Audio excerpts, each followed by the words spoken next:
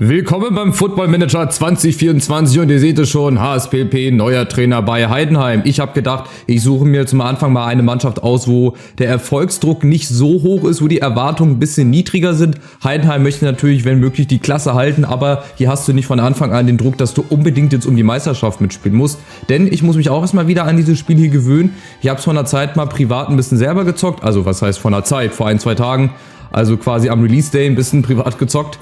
Um ja, mich so ein bisschen reinzufuchsen, weil ich möchte natürlich hier nicht gleich als Idiot dastehen, aber ist natürlich auch für mich neu. Ne? Ich habe sonst immer den Manager von EA gespielt. Tretet mir auch ruhig gerne auf die Füße, wenn ein paar Tage lang keine Folge kommen sollte. Ich versuche das wirklich so regelmäßig wie es geht auch zu bringen. Werde natürlich viel simulieren, werde dann auch mal in die 3D-Spiele reinschauen. Ich denke mal, wenn wir dann in der Bundesliga spielen, werden die ja von alleine kommen. Ich möchte jetzt erstmal diese Folge nutzen, dass wir zumindest uns mal das Menü hier angucken, dass ich so diese ganzen Einweihungsdinger hier mache oder diese Einführungen. Jetzt gibt es hier verschiedene Einführungen in die Taktik und Formation und so weiter und so fort.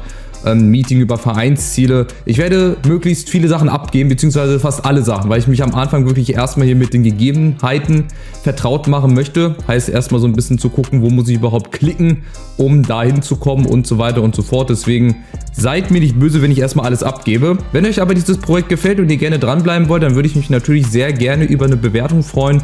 Ein Daumen nach oben, kostenloses Abo. Schreibt eure Tipps gerne unten rein, wenn ihr das Spiel selber spielt. Vielleicht kann ich ja auch noch was lernen. Oder schreibt einfach auch eure Wünsche unten rein, was ihr euch wünscht. Vielleicht mal ein Experiment hier im Football Manager. Und ich starte jetzt einfach mal rein. Wir gucken jetzt einfach mal. Ich will die erste Folge auch nicht so lang machen. Einfach mal hier ein bisschen reinschauen, was man hier machen kann. Hier sind sozusagen die Vereinsziele, die Erwartungen an uns. Ihr seht, die sind nicht so hoch. Auch ein 5-Jahresplan ist hier erstellt worden. Hier würde mein Vertrag auslaufen. Ich habe bis 2025 unterschrieben und ich muss halt versuchen, immer die Bundesliga zu halten. Also nicht abzusteigen, das ist sozusagen Pflicht hier. Gehaltsbudget einhalten, auch Pflicht. Spieler aus den unteren Ligen des Landes verpflichten, gering. Also das ist nicht so im Sinne des Vorstands. Deutsche Spieler verpflichten, darüber habe ich auch mal was in einer Doku, glaube ich, gesehen, weil die wollen halt, dass auf dem Platz möglichst Deutsch gesprochen wird und das geht natürlich mit deutschen Spielern einfach besser. Oder wenn man halt ausländische Spieler holt, zack, direkt in den Deutschkurs rein und zwar ohne über loszugehen und ohne 400 Mark oder 400 Euro einzunehmen. Und von daher machen wir mal hier erstmal die Einführung in die Taktik. Das werde ich wahrscheinlich abgeben. Da habe ich mich auch schon mal ein bisschen reingefuchst. Ist natürlich viel detaillierter als jetzt zum Beispiel der Manager von EA Sports damals.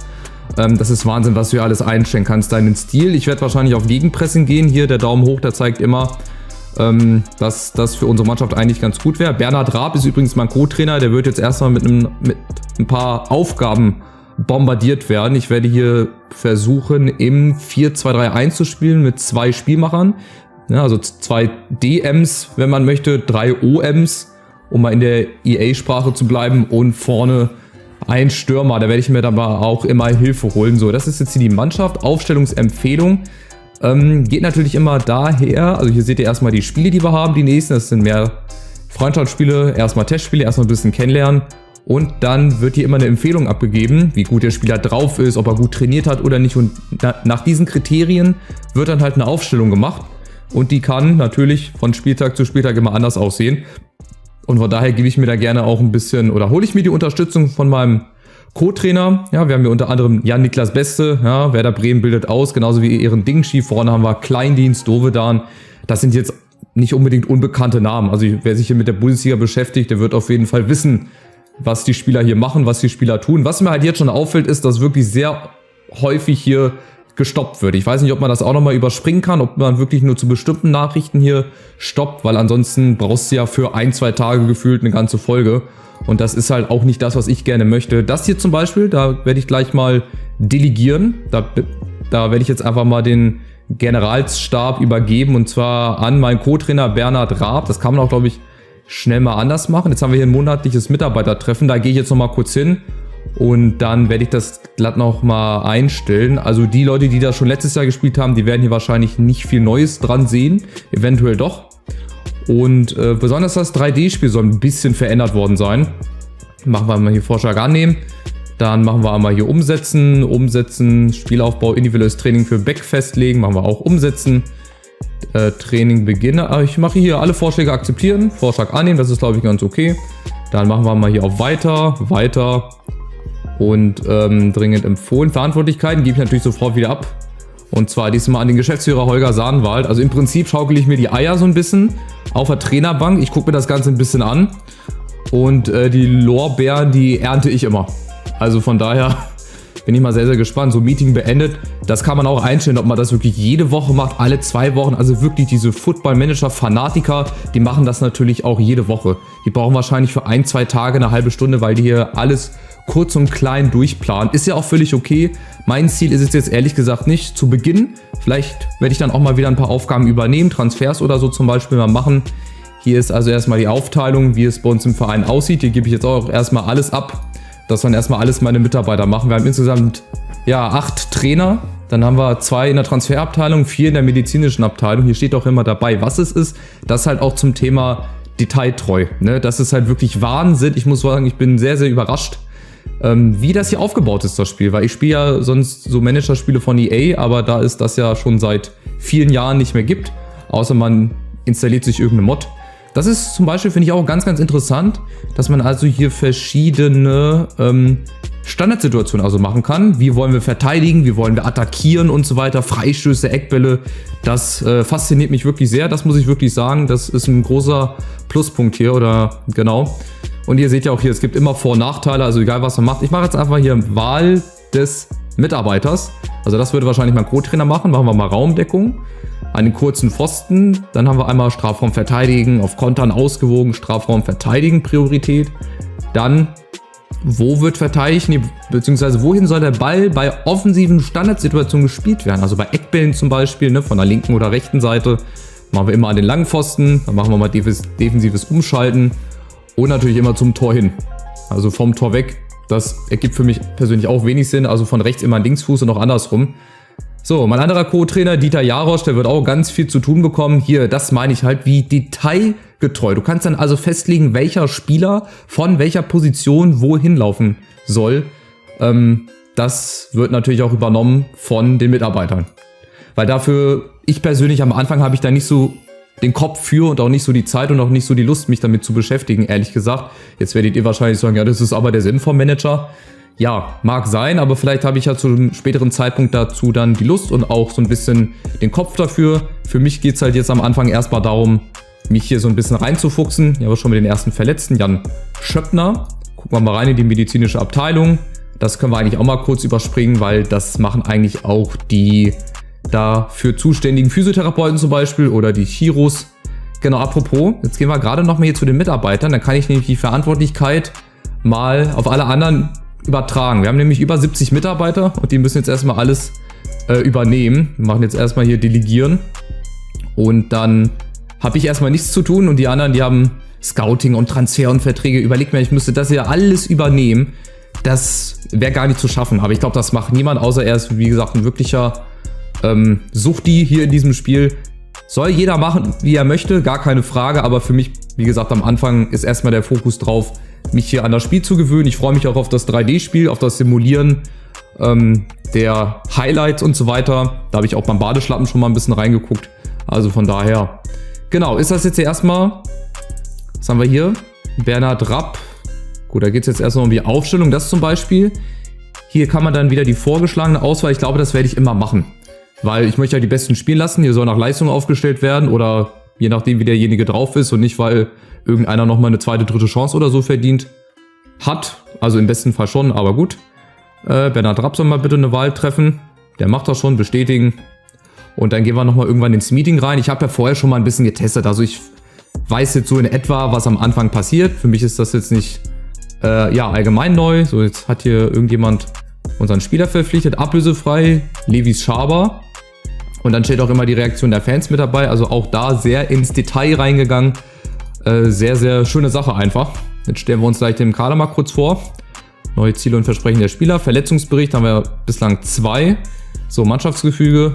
Stellen wir uns auch einmal vor. Hier eine kurze Mannschaftsbesprechung, ein kurzes Meeting. Wollen wir auch gar nicht so lange uns hier aufhalten. So, erstmal vorzustellen. Im Namen der Mannschaft möchte ich Sie willkommen heißen und freue mich darauf, unter Ihrer Führung zu spielen, sagt Meinker. Patrick Meinker, der Führungsspieler wohl hier und auch der Kapitän, oder ist das Florian Müller im Tor? Weiß ich gar nicht. So, was machen wir denn hier? Ich würde gerne über unsere Ziele sprechen. So, da sind alle erstmal sehr glücklich. Oh, wir können nur überzeugen. Okay, ich denke, wir sind stark genug. Ah, nee, hier. Ich weiß, es wird schwer, dem Abstieg diese Saison von der Schippe zu springen, aber wir können es schaffen, auch wenn es über die Relegation sein muss. Wir sind alle sehr, sehr zufrieden, wenn man so ein bisschen realistisch, glaube ich, an die Sache rangeht. Hier kann man dann auch sehr, sehr geile Sache. Ja, kann man verschiedene Gestiken anwenden. Das kommt dann nochmal ein bisschen anders rüber. So wollte ich das hören.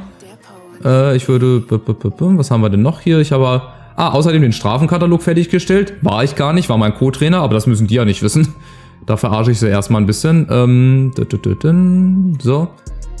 Und dann machen wir einfach nochmal über einige Zusagen sprechen. Obwohl, warte mal. Jugend- und Transfers, Versprechen. Der Verein freut sich über jeden, der sich diese Saison auf Trainerlehrgängen weiterbildet. Ja gut, wenn ich hier Versprechen mache, dann muss das natürlich auch sein, ne? Gut, verschiedene Einschnitte nehmen. Ich kann momentan niemand was versprechen. Gut, das ist dann quasi die neutralste Antwort, die man machen kann. So, ich habe sonst keine weiteren Punkte. Ich glaube, das war so allgemein ganz gut. Leicht positiv, ermutigt. Von daher sind alle momentan ganz gut drauf. Das Gespräch verschlechterte offenbar Dovedans Moral ein wenig. Gut, das ist halt auch wie in echt. Du kannst nicht jedem Spieler gerecht werden. Das ist wirklich, wirklich schwer, dass du wirklich jedem Spieler glücklich machst oder dass er zufrieden ist. Es ist halt nun mal so. Das ist wie im normalen Berufsleben, ist das hier halt auch im Manager-Dasein.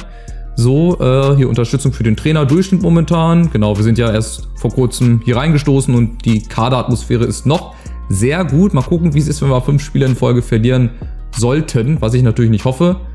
Antwort nötig, achso, hier. Ja, machen wir mal hier überspringen, haben wir jetzt gerade gemacht, da gibt es wahrscheinlich auch irgendwo die Übersicht. So, Einführung zum Training teilnehmen, das wird natürlich auch mein Co-Trainer übernehmen, das ist ganz klar.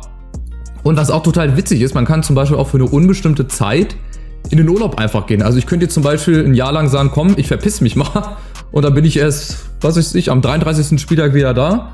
Bis dahin macht das mein Co-Trainer und wenn mein Co-Trainer dann den rechnerischen Abstieg schon ja, vollzogen hat, dann kann ich sagen, schade, wäre ich mal früher da gewesen aus dem Urlaub, aber was will man machen? So, an der Pressekonferenzen, da werde ich dann schon selber teilnehmen. Hier ist unter anderem OneFootball, Heidenheimer Sportnachrichten, der Kicker ist da, Box.com und der Sportbuzzer mit Oliver Stein, Lena Baumeister unter anderem. Beginnen wir einfach mal die Pressekonferenz. Wie fühlt es sich an, der neue Cheftrainer von Heidenheim zu sein? Ich kann meine Begeisterung kaum verbergen. Ja, das glaube ich ganz gut. Viele Leute denken, dass Heidenheims Gehaltsbudget einfach zu klein ist. Da mache ich einfach mal hier, dass ich über Finanzsituationen nicht sprechen möchte. Macht man auch nicht in der Öffentlichkeit. Warum wollten Sie zu Heidenheim gehen? Das ist ein großer Verein und so weiter und so fort. Ich habe schon immer in Heidenheim-Bettwäsche geschlafen, so diese typischen Sätze, die man halt am Anfang hört. So, ich war früher schon Fan und mein Vater hat da mal gespielt oder mein Vater kennt den Hausmeister und so weiter und so fort. Ihr kennt ja, heutzutage bei Pressekonferenzen kannst du wirklich jeden Satz 1:1 quasi übernehmen. Das ist eine gute Herausforderung, kommt entweder, ist ein toller Verein, große Ambition, viel Tradition, ja, außer bei RB Leipzig, da ist nicht viel mit Tradition. Ja, oder es war schon immer mein Traum hier zu spielen, ich habe früher schon in Bettwäsche geschlafen und habe auch ein Foto mitgebracht als Beweis, das fehlt eigentlich noch. So, das müssen andere beurteilen, ich mache jetzt hier mal alles neutral, dass wir hier auch ein bisschen durchkommen. So viele Fragen hatten wir bislang auch nicht. Ich möchte ja hier nur einmal durchkommen, ne? Dann gibt es immer so ein Feedback, beziehungsweise den Journalisten, also auch da zum Thema Detailtreue wirklich sehr, sehr gut. So, erstes Testspiel gegen Walz-Grünau, das würde ich noch mitnehmen und dann würde ich schon den ersten Part beenden wollen. Ich freue mich nämlich auf die Herausforderung hier, Einführung Scouting, Heidenheims Kader fürs Trainingslager, gehen wir gleich nochmal rein. Achso, das sind die gescoutete Spieler, da gibt es auch immer eine Bewertung von C- bis A+. Okay, Heidenheims Kader für das Trainingslager. Autoauswahl, ja. Machen wir einfach mal so. Jetzt haben wir 26 Spieler mitgenommen, haben 4 Testspiele gegen Walz-Grünau, gegen Bischofshofen, gegen Neusiedl am See und über den FC oder gegen den FC Kufstein. Ne? Und über jeden Verein gibt es dann nochmal zusätzlich so viele Informationen. Das ist halt wirklich, wirklich geil gemacht. Und ich glaube, wir können hier eine Menge Spaß haben. Und wie gesagt, ihr müsst mir auch öfter mal auf die Füße treten, wenn ich da mal ein bisschen nachlässiger werde mit dem Hochladen. Weil im Prinzip, wenn es euch gefällt, dann macht es mir auch Spaß, Folgen aufzunehmen und dann haben wir hier gemeinsam Spaß. Ich kann ja das dann auch mal im Livestream bringen, beziehungsweise ich werde auch offscreen hier ein bisschen weitermachen und euch dann in den Folgen immer mal zeigen, was ich so gemacht habe. Das ist halt auch jetzt mein Wunsch, beziehungsweise auch mein Ziel und mein Plan eigentlich, den ich habe. Guck mal, erstes Testspiel 4:0 gewonnen, hier gibt es dann noch ein paar Statistiken. Tim Kleindienst erstmal 3 Tore gemacht, aber natürlich auch verletzt. Eine Bänderzerrung im Knie 2 bis 3 Wochen. Das wäre natürlich echt semi-optimal. Eine 9,4 X-Goal-Werte 3,55. Also im Prinzip, hier könnte man sich die Highlights dann nochmal angucken. Also auch hier so viel, wo man ins Detail reingehen kann. So, hier der Terminplan ist auch sehr, sehr gut aufgelistet. Bis hierhin, die Spiele gibt es dann im Fernsehen zu sehen. Die anderen wahrscheinlich noch nicht. Gibt es dann wahrscheinlich nur auf irgendwelchen anderen Livestreaming-Plattformen. Die Namen werde ich jetzt nicht nennen, sonst könnte man meinen, ich mache irgendwie Schleichwerbung. Und das ist halt das, was ich euch am Anfang gesagt habe mit diesem Simulieren. Man könnte jetzt also hier sagen, ich gehe jetzt in den Urlaub für ein ganzes Jahr. Und dann simuliert der quasi durch. Aber vielleicht habt ihr ja eine Idee, wie man quasi, warte mal, Ereignisse, kann ich das hier vielleicht einstellen, Erinnerung, wie man vielleicht einzelne Sachen überspringen kann. Also dass der quasi nicht jeden Tag anhält. Vielleicht kann der Levin das mal unten in die Kommentare reinschreiben. Oder halt irgendeiner, der sich damit auskennt. Wie kann ich auch mal Tage überspringen? Weil der hält ja wirklich jeden Tag an. Ja, weil es wahrscheinlich auch immer jeden Tag was gibt. Vielleicht ist es auch einfach so in dem Spiel. Ich weiß es nicht. Da muss ich mich noch reinfuchsen. Und ich würde sagen, ich würde mal ein bisschen vorsimulieren. Vielleicht schon bis zum ersten Spieltag der Bundesliga oder bis zur ersten Pokalrunde. Und dann schreibt einfach mal unten rein eure Gedanken, eure Wünsche. Vielleicht auch ein paar Tipps für mich, für die anderen Football Manager Zocker da draußen. Und dann, ja, würde ich sagen, lasst nochmal einen Daumen nach oben da. Ein kostenloses Abo, wenn ihr hier keine weiteren Folgen mehr meiner Manager-Karriere verpassen wollt. Und dann gucken wir mal, wo mein Weg hinführt, wo der Weg von Heidenheim mit mir gemeinsam hinführt und was meine ganzen Co-Trainer machen. Also, macht's gut, bis zur zweiten Folge. Ciao, ciao.